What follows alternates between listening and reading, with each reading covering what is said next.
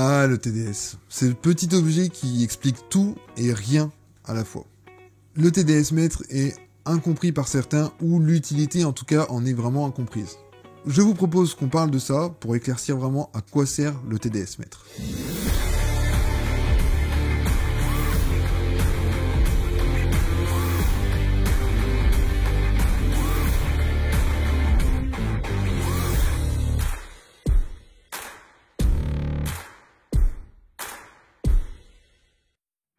Bonjour, c'est Jordan de la chaîne Grose. N'hésitez pas à vous abonner pour continuer à suivre la suite des événements. Ça me fait toujours plaisir et comme ça, vous loupez rien. Bon, le TDS mètre, c'est quoi? C'est un petit ustensile qui permet de mesurer des paramètres précis d'eau. Il existe évidemment plusieurs modèles qui peuvent faire plus de fonctionnalités ou moins, peu importe le modèle, comme par exemple avoir peut-être la mesure de température. En fait, c'est assez simple à utiliser, il suffit d'ôter le capuchon, de le faire tremper dans votre aquarium. Suivant le modèle, il faut tourner un petit peu pour retirer les bulles d'air qui se coincent en fait. Et ensuite, vous avez votre valeur qui s'affiche sur votre TDS mètre.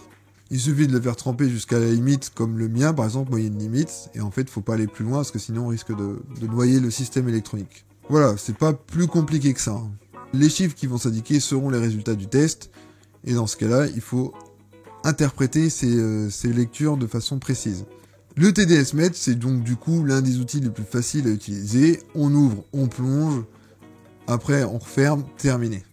Moi j'utilise un verre d'eau osmosée pour, par exemple, quand je vais le tremper quelque part, je vais le replonger dans l'eau osmosée, et après je vais l'essuyer avec un sopalin, vraiment pour le garder nickel.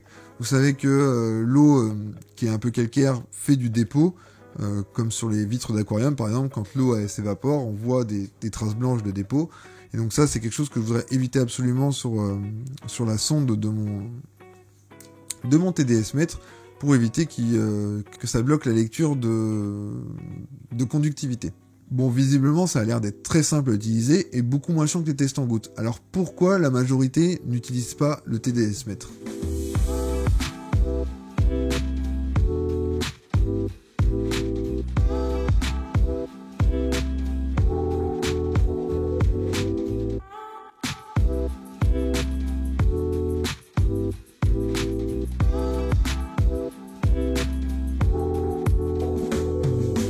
Le TDS mètre mesure tous les solides dissous, que ce soit organiques ou inorganiques. Ça veut dire que ton TDS mètre, il mesure aussi bien le KH que le GH, que les matières fécales de tes poissons, que l'ammoniac, etc.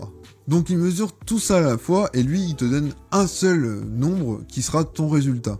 À quoi bon mesurer quelque chose avec autant de possibilités d'interprétation? C'est vrai, comment déterminer ce qui peut composer votre valeur TDS? Bon, on va éclaircir tout ça. Pour commencer, des valeurs TDS qui vont être très hautes, ça peut faire stresser vos poissons.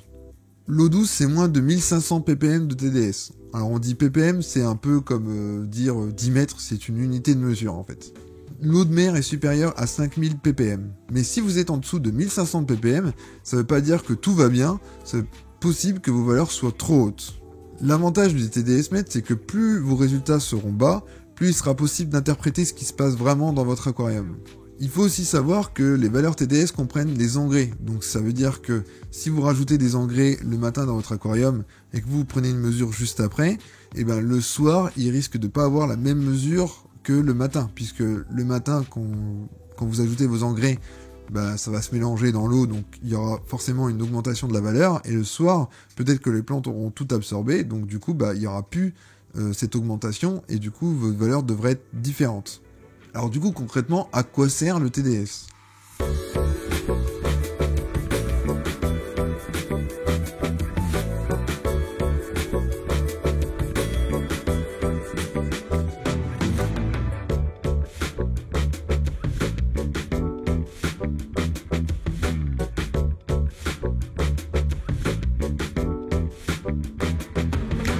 Pour moi, il a un tas d'utilités. La première chose, là où je m'en sers le plus souvent, ça va être de vérifier l'eau osmosée en sortie de mon osmoseur. C'est-à-dire que à chaque fois que je change d'eau, je vérifie dans mon bac qui garde l'eau osmosée, est-ce que mon eau a un TDS, a une valeur TDS basse.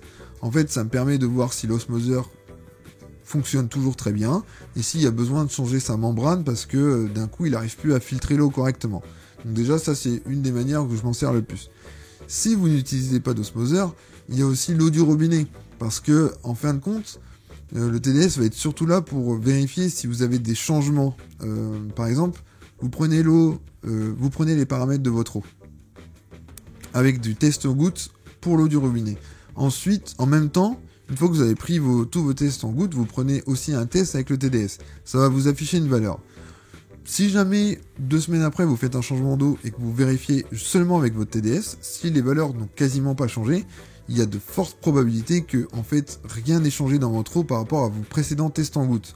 Donc ça vous fait gagner un temps assez important en fait. Il sert également à faire des aquariums avec des valeurs très précises, par exemple pour les Taiwan Bee, les crevettes, qui elles ont besoin de paramètres très stables et très précis. Elles sont très sensibles par rapport à tout ça, donc il faut vraiment utiliser plus ce genre de matériaux qui vont être bien plus précis qu'un test en gouttes. Et en aquarium, en aquarium ça sert quand même. Comme je le répète dans plein de vidéos, et je le répéterai encore et encore, la stabilité c'est hyper important. Si vous testez toutes les semaines grâce à votre TDS et que les valeurs changent toutes les semaines, c'est qu'il y a quelque chose qui change et que vous voulez pas qu'il change. Après, ça va être à vous de trouver qu'est-ce qui change et pourquoi.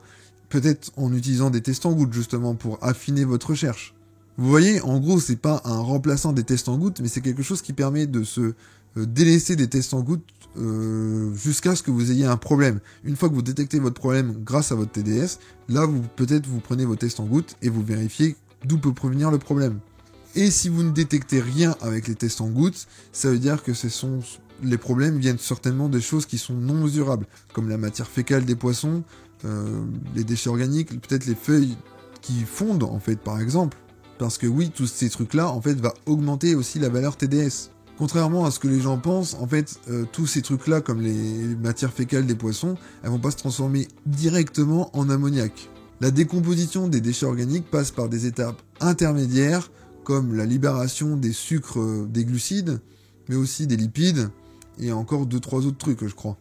Si vous avez pas mal de bactéries, alors évidemment, l'histoire du cycle va être très accélérée, et du coup, vous allez avoir un minimum de temps, en fait, entre le moment où il y a la matière fécale et le moment où ça arrive en ammoniac.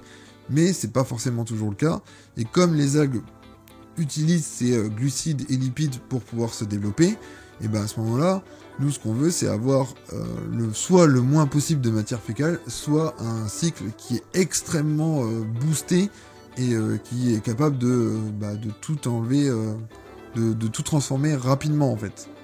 Dernière chose, on entend souvent pas mal de gens qui disent qu'ils ne changent jamais l'eau de leur aquarium, et ben le TDS va leur permettre de vérifier si par exemple il y a un problème au fait de ne pas changer l'eau.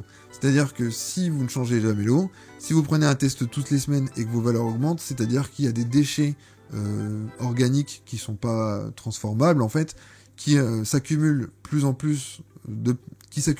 en plus dans leur aquarium, et ça montre à quel point il est nécessaire de faire un changement d'eau. C'est possible que vous n'ayez pas ce souci, mais c'est aussi possible que vous l'ayez.